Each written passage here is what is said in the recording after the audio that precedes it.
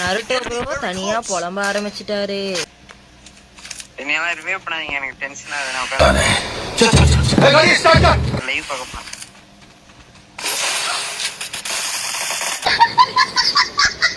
Super super.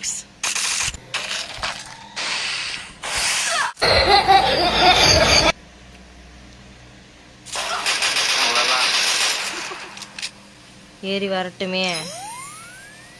எடுத்தேம்பாரு ஓட்டம். Market கூட நான் பாக்கலையே, அப்படி ஒரு ஓட்டம்.